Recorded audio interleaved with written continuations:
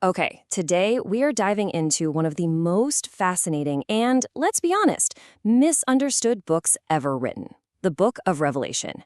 Now, I want you to forget all the complicated charts and timelines you might have seen. We're going to peel back the layers with a little help from scholar Dr. Dave Mathewson to get to the powerful message at its core. It's time to pull back the curtain. For so many of us, the word revelation immediately conjures up these images of like a literal step-by-step roadmap to the end of the world, a checklist of disasters, plagues, and catastrophes waiting to happen. But what if that's not really the main point? What if Revelation was first and foremost an urgent, coded message written for a very specific group of people, living through a very specific crisis? Well, that's the big idea we're going to dig into. So, to get this, we first have to understand who John was actually writing to. Let's meet the original audience. John's letter was written for Christians living in what we now call Turkey, right in the heart of the massive, powerful Roman Empire. And they were dealing with this constant, immense pressure to just fit in, to compromise their faith with the culture all around them.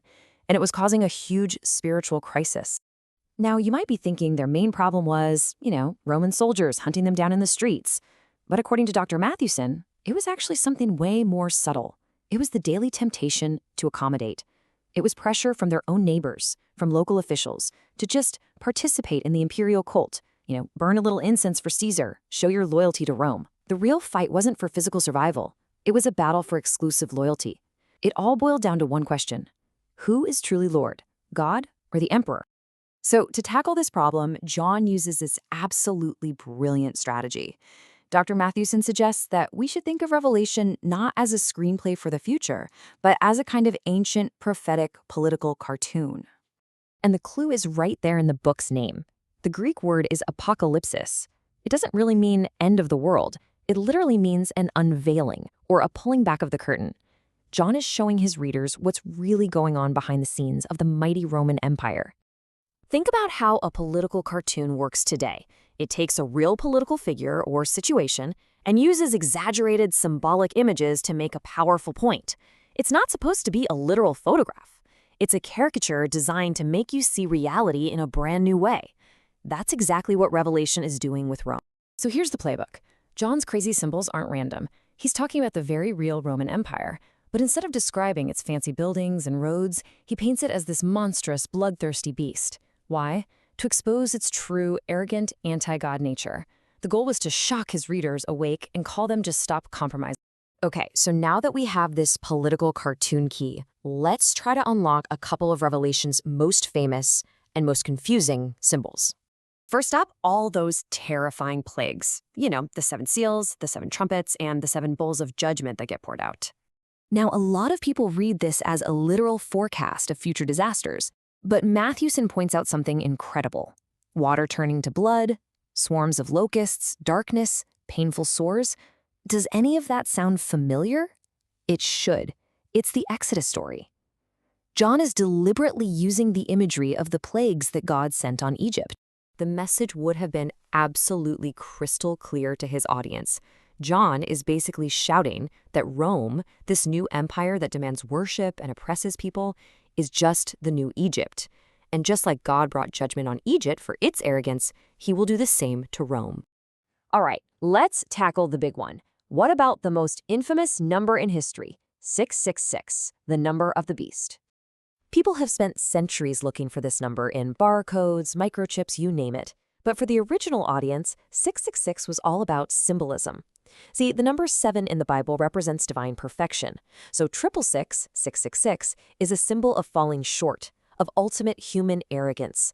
And most scholars agree it almost certainly pointed to one guy in particular, the Emperor Nero, a truly wicked ruler, whose name, when spelled out in Hebrew letters, actually adds up to 666.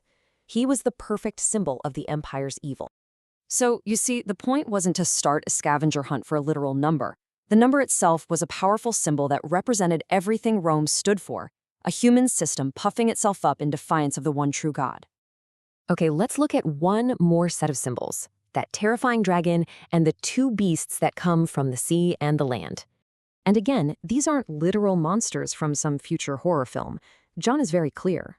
The great dragon is Satan, and his 2 helpers, the beasts, The original readers would have recognized them immediately.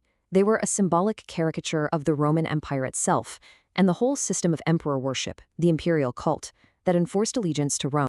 John uses this beastly imagery to just rip the mask off Rome, to say, look, behind all the power and glory and architecture is a violent, hideous system that is energized by the dragon. He's telling these Christians that their struggle isn't just with the local government, it's part of a cosmic battle that goes all the way back to the very beginning. So if Revelation is this giant critique of Rome, where does that leave us? Well, it's not just about condemnation. The real ultimate message here is one of profound and lasting hope. The book presents this stark choice, symbolized by two cities. On the one side, you have Babylon the prostitute. That's John's code name for Rome. It's arrogant, oppressive, drunk on its own power, and it's destined to fall. But on the other side, you have the bride, the new Jerusalem. This represents God's faithful people, and their destiny isn't to float away on clouds, it's to live with God in a renewed, restored physical creation right here on a new earth. So when you boil it all down, Revelation's message is a powerful call to action that's just as relevant for us. It's a call to worship, to give our ultimate allegiance to God and God alone. It's a call to resist the temptation to compromise with the power-hungry, arrogant systems of our own world. And it's a call to endure, to hang on, trusting that in the end, God wins. And that leaves us with one final big question.